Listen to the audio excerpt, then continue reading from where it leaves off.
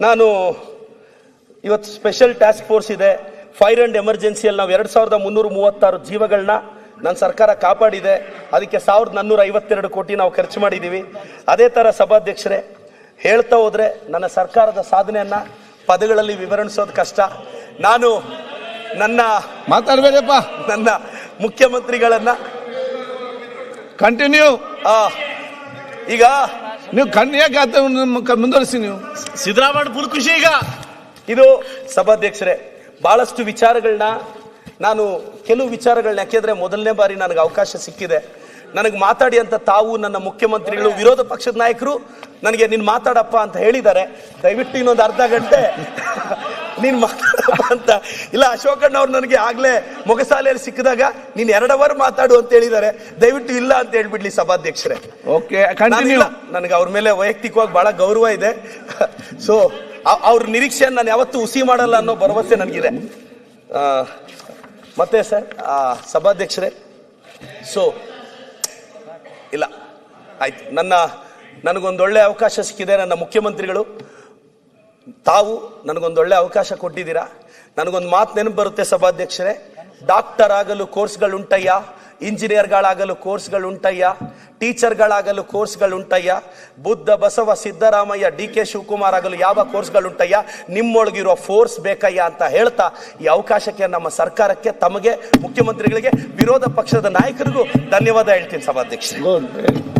ಆಯ್ತು, ಆಯ್ತು, ಯಾಕೆ ನೀವು ಚೆನ್ನಾಗಿ ಮಾತಾಡೋದು ಅದನ್ನ ಯಾಕೆ ಹೇಳೋದಿಲ್ಲ? ಈಗ ಕಾಲಿಂಗ್ ಕಂಡೀಷನ್ ತಾವು ಮಾತಾಡ್ತೀವಿ, ಆದ್ರೆ ನಾಳೆ ಸಂಜೆ ಉತ್ತರ ಕೊಡ್ತಾರೆ. ಆಯ್ತಪ್ಪ, ನಿಲ್ಲಿ ಯಾಕೆ ಗಡಿಬಿಡಿ ಮತ್ತೆ? 6 ಗಂಟೆ ಆಗಿದೆ. 6 ಗಂಟೆ ಆದ್ಮೇಲೆ ಅಬ್ಕಾರಿ ಚರ್ಚೆ ಆಗತ್ತಾ? ಈಗ ಒಳ್ಳೆ ಕಥೆ ಆಯ್ತಲ್ಲ ನಿಮ್ದು. ಎಲ್ಲ ಕಿಕ್ಕೊಂಡು ತಗೊಳ್ಳೋ ಟೈಮ್ ಇದು. 6 ಗಂಟೆ ಮೇಲೆ ಅಬ್ಕಾರಿ ಚರ್ಚೆ ಮಾಡಕ್ಕೆ ಅಬ್ಕಾರಿ ಇದೆನಾ? ನಾನು ಇವತ್ತು ಸ್ಪೆಷಲ್ ಟಾಸ್ಕ್ ಫೋರ್ಸ್ ಇದೆ.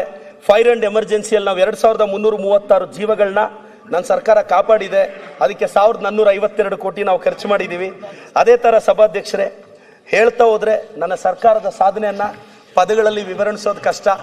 ನಾನು ಮಾತಾಡಬೇಡಪ್ಪ. ನನ್ನ ಮುಖ್ಯಮಂತ್ರಿಗಳನ್ನ ಕಂಟಿನ್ಯೂ.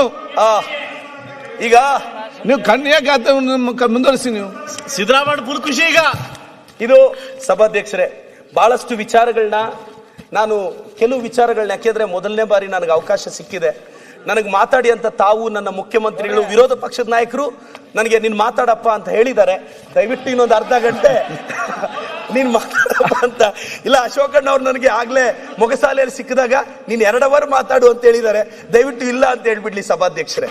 ಓಕೆ, ನನಗೆ ಅವ್ರ ಮೇಲೆ ವೈಯಕ್ತಿಕವಾಗಿ ಬಹಳ ಗೌರವ ಇದೆ. ಸೊ ಅವ್ರ ನಿರೀಕ್ಷೆಯನ್ನು ನಾನು ಯಾವತ್ತೂ ಹುಸಿ ಮಾಡಲ್ಲ ಅನ್ನೋ ಭರವಸೆ ನನಗಿದೆ. ಮತ್ತೆ ಸರ್ ಸಭಾಧ್ಯಕ್ಷರೇ, ಸೊ ಇಲ್ಲ ಆಯ್ತು, ನನಗೊಂದೊಳ್ಳೆ ಅವಕಾಶ ಸಿಕ್ಕಿದೆ. ನನ್ನ ಮುಖ್ಯಮಂತ್ರಿಗಳು ತಾವು ನನಗೊಂದೊಳ್ಳೆ ಅವಕಾಶ ಕೊಟ್ಟಿದ್ದೀರಾ. ನನಗೊಂದು ಮಾತು ನೆನಪು ಬರುತ್ತೆ ಸಭಾಧ್ಯಕ್ಷರೇ, ಡಾಕ್ಟರ್ ಆಗಲು ಕೋರ್ಸ್ಗಳುಂಟಯ್ಯ, ಇಂಜಿನಿಯರ್ಗಳಾಗಲು ಕೋರ್ಸ್ಗಳುಂಟಯ್ಯ, ಟೀಚರ್ಗಳಾಗಲು ಕೋರ್ಸ್ಗಳುಂಟಯ್ಯ, ಬುದ್ಧ ಬಸವ ಸಿದ್ದರಾಮಯ್ಯ DK ಶಿವಕುಮಾರ್ ಆಗಲು ಯಾವ ಕೋರ್ಸ್ಗಳುಂಟಯ್ಯ, ನಿಮ್ಮೊಳಗಿರೋ ಫೋರ್ಸ್ ಬೇಕಯ್ಯ ಅಂತ ಹೇಳ್ತಾ ಈ ಅವಕಾಶಕ್ಕೆ ನಮ್ಮ ಸರ್ಕಾರಕ್ಕೆ, ತಮಗೆ ಮುಖ್ಯಮಂತ್ರಿಗಳಿಗೆ, ವಿರೋಧ ಪಕ್ಷದ ನಾಯಕರಿಗೂ ಧನ್ಯವಾದ ಹೇಳ್ತೀನಿ ಸಭಾಧ್ಯಕ್ಷ. ಆಯ್ತು, ಈಗ ಆಯ್ತು, ಯಾಕೆ ನೀವು ಚೆನ್ನಾಗಿ ಮಾತಾಡೋದು ಅದನ್ನ ಯಾಕೆ ಹೇಳೋದಿಲ್ಲ?